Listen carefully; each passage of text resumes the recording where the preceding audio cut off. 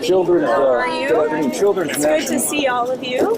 And yesterday, as you all know, we celebrated 6 months of the Trump administration. It's been a pleasure to work with all of you day in and day out here at the White House. 6 months, the most transparent administration in history, if I may add. And I know the president just wanted me to highlight his accomplishments over the past 6 months.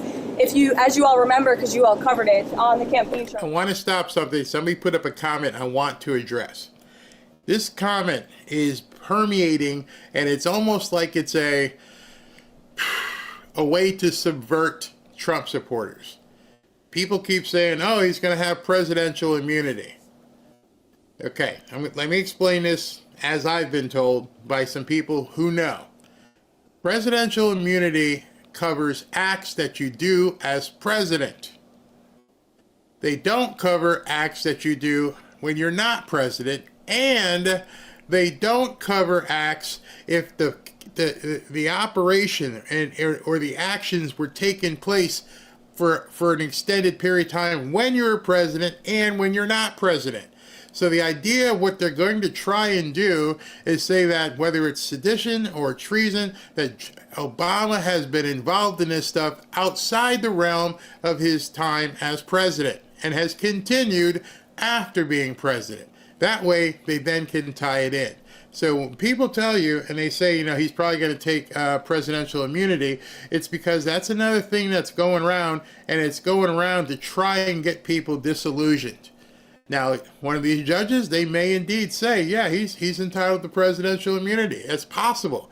But if they can make the tie, that this has been an ongoing operation, then they can overcome that. Just wanted to make sure you guys knew that. The president really promised the American people many things, but at the top of that list was to defeat the Biden inflation crisis and to secure our border and our homeland. And I think you've all seen in 6 months' time, the president has delivered on those two core campaign promises. Inflation is now running at a 2.1% annual rate. If you look at our southern border, look at the numbers. Just last month, 0 illegal aliens were released into our country. And then look at what the president has done on the world stage. He has ended wars like India and Pakistan. He continues to work aggressively to end the war in Russia and Ukraine. He completely obliterated Iran's nuclear sites.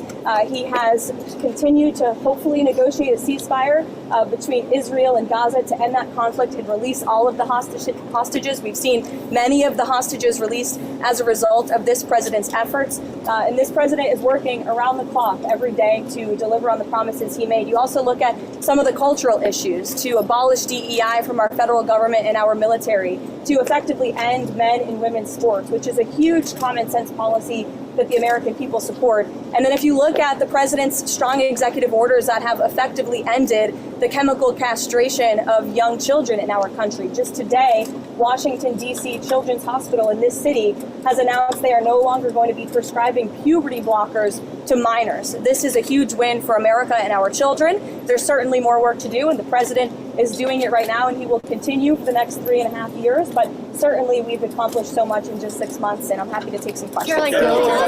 Was the president serious, or was he joking this weekend when he said he might block a Washington Commanders stadium deal if they don't change their name? The president was serious, and it's part of the art of the deal, part of his negotiating skills. As you know, sports is one of the many passions of this president, and he wants to see the name of that team change. Why is he getting involved in that?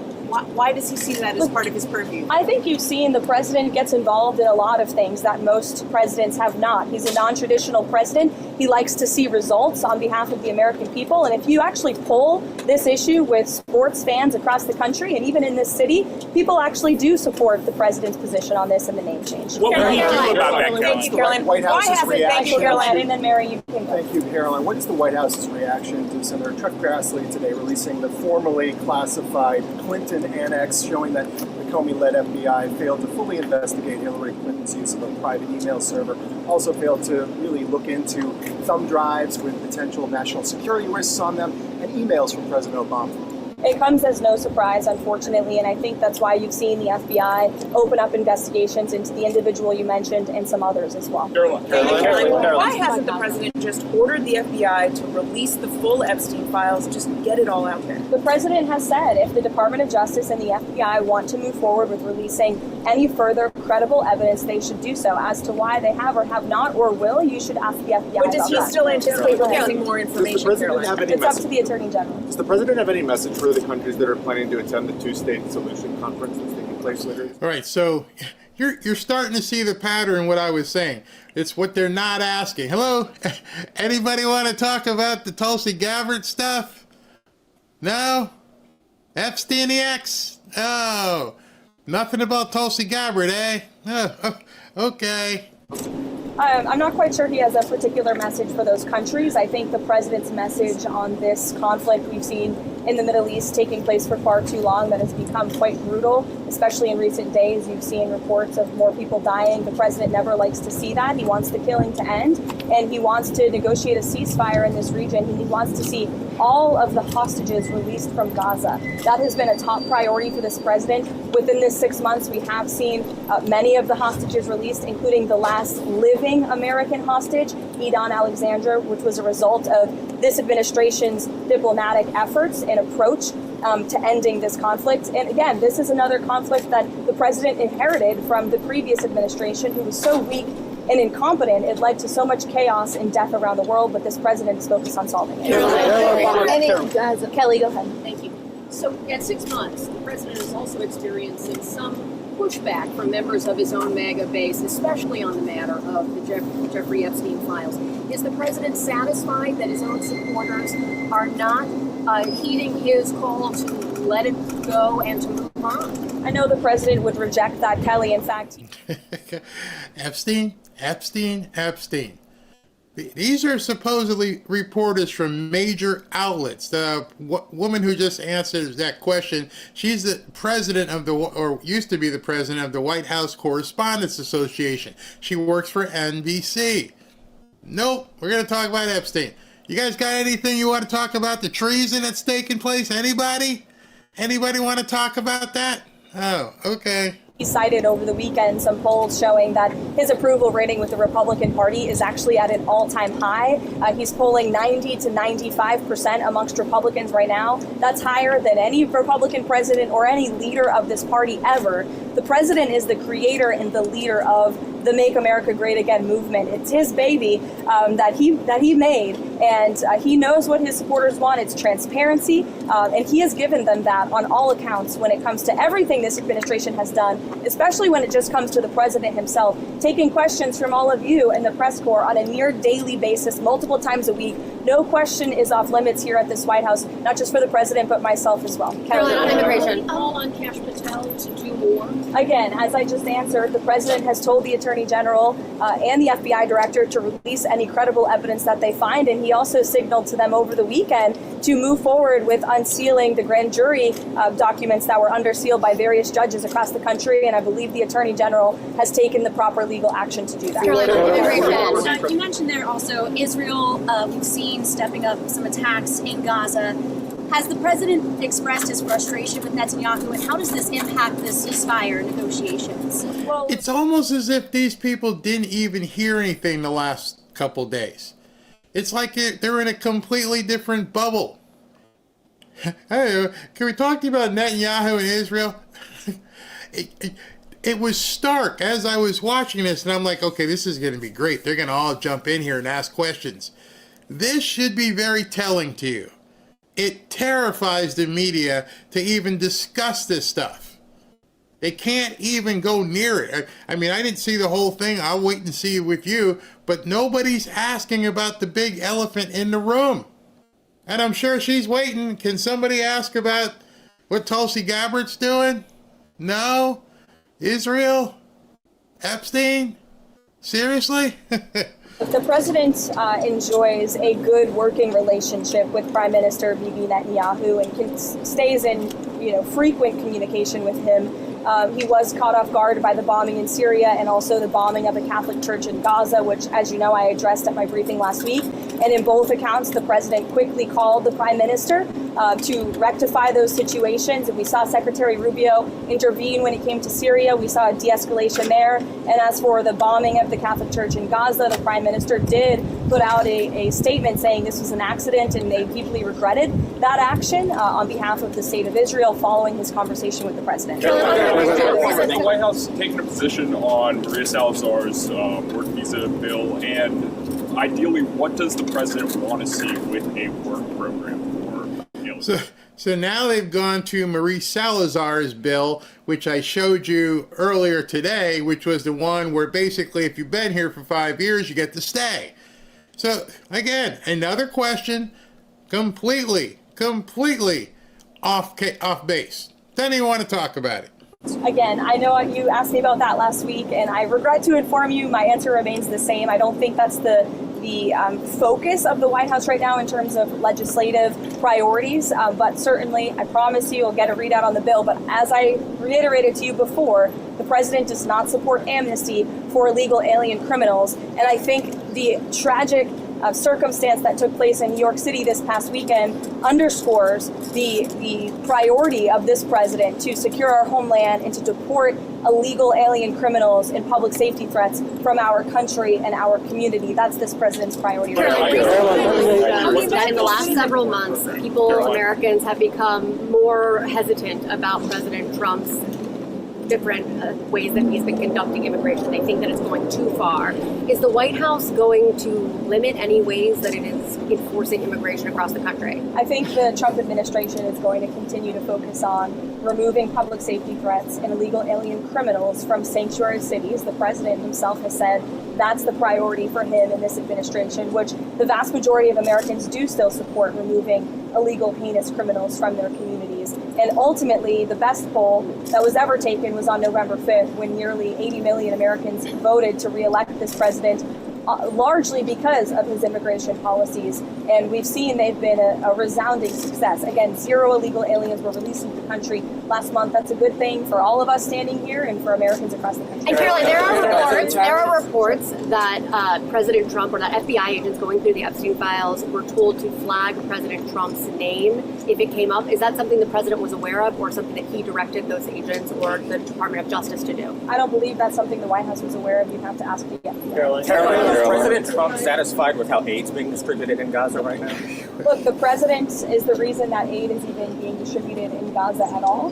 He wants to see this done in a peaceful manner where more lives are not being lost. He hated seeing the pictures of starvation of women and children desperately needing that aid, which is why this administration came to a creative solution to bring that aid into the region. And we want to make sure that aid is delivered to people in need, but certainly does not end up in the hands of terrorists. I think both things can be done at the same time. Look, it's a very difficult and complicated situation, again, that the president inherited because of the weakness of the last administration. And I think he should be applauded and the administration should be applauded for coming up with a creative solution to get aid into the region. The president wants to see peace, and he's been pretty clear about that. And our national security team continues to work on this every single day, but of course it's a very complicated situation. Is the president over the weekend? Commerce Secretary had some pretty tough words for the Fed chair. It's good to see you. Hi, Mark. It's good to see you. You're sneaking in back there. I know. I wish I was taller. The Commerce Secretary over the weekend had some pretty tough words for the Federal Reserve Chairman. The White House has sent some mixed messages whether or not his job is safe or not. Will Powell be allowed to finish his term as Federal Reserve Chairman or not?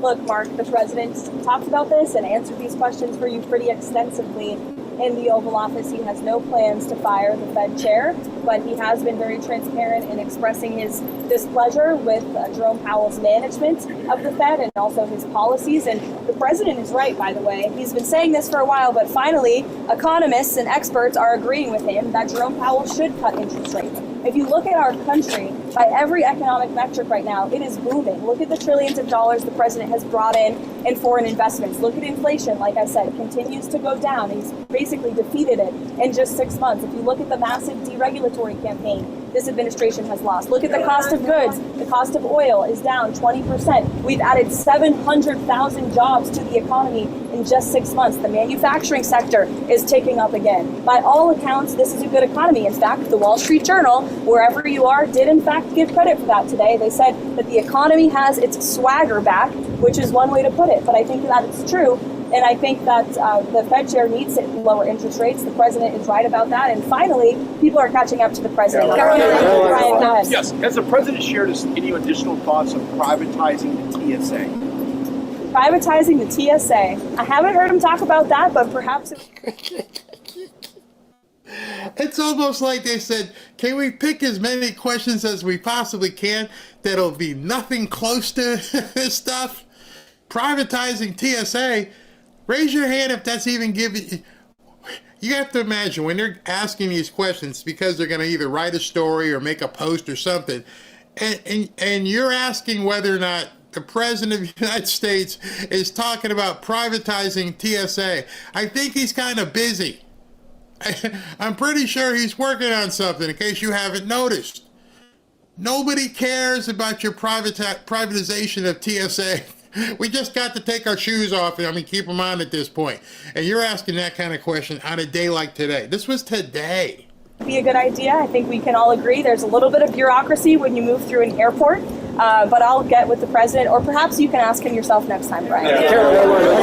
Caroline, the Congressional Budget Office released updated estimates today about the big beautiful bill now that it's law. They estimate that the deficit will grow by $3.4 trillion by 2034 and that 10 million people will lose health coverage by 2034. I know you guys are critical of the CBO. More broadly speaking, is there any concern from the administration that this bill, now that it's law, will increase the deficit in any way or remove anyone from health insurance that they have legal citizens? No. Look, this bill was a great bill for the American people. It was the largest tax cut for middle and working class families in our nation's history. And the president wants to see this country get our fiscal house in order. That's why this was a fiscally responsible bill, one of the most fiscally conservative pieces of legislation for its size that has ever crossed through Capitol Hill. And the president wants to cut our deficit. That's why he's effectively using tariffs to bring more revenue into the United States to ultimately pay down our debt that has been created by presidents on both sides of the aisles for many, many decades. There are 11 days until that August 1st trade tariffs deadline. What can we expect between now and August 1st in terms of potential announcements of trade deals with many countries? Look, I can tell you the trade team and the president himself continue to be very engaged with countries around the world when it comes to our trade agreements. You have the president of the Philippines who will be visiting the White House tomorrow. Perhaps this will be a topic of discussion. You will all see for yourselves in the Oval Office, as you always do. But the August 1st deadline is just really the start date for when the United States of America will begin collecting this revenue from all of the countries around the world who the president has sent these letters to. You could see some more letters before August 1st, John. You could have some more trade announcements as well. I can tell you the president, Secretary of Treasury, Secretary of Commerce, Ambassador Greer all continue to be in constant communication with our trading partners.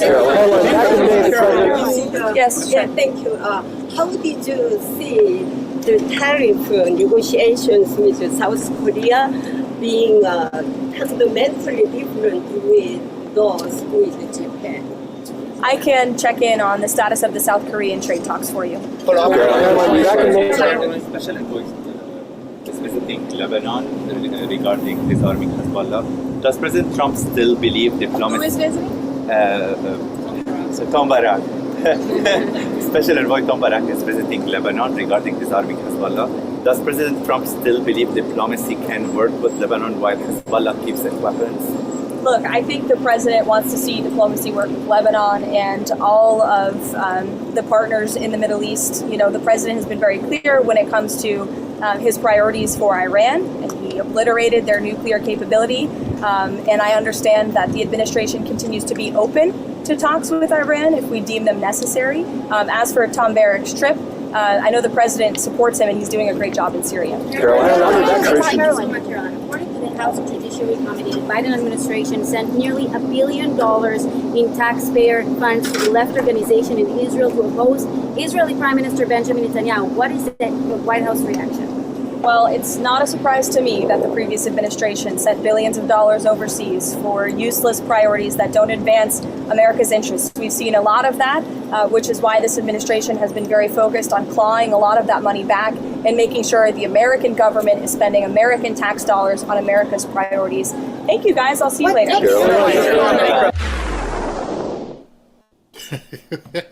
I saw that and I go, they're not going to believe this.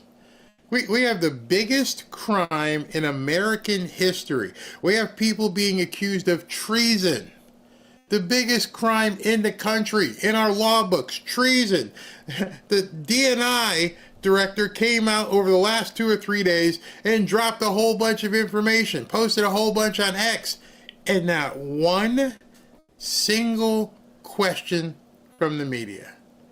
Now, after watching that, now you know why I keep saying to you guys, you're going to have to be the media. You're going to have to get out there and talk about it, because your normie friends, we'll call them normie, we can call them Abby normie, they don't see any of this. They're never going to see anything that Tulsi Gabbard is talking about. They are going to make sure that the people who tune into those stations don't hear any of this. They're hoping it just goes away and nobody's going to know.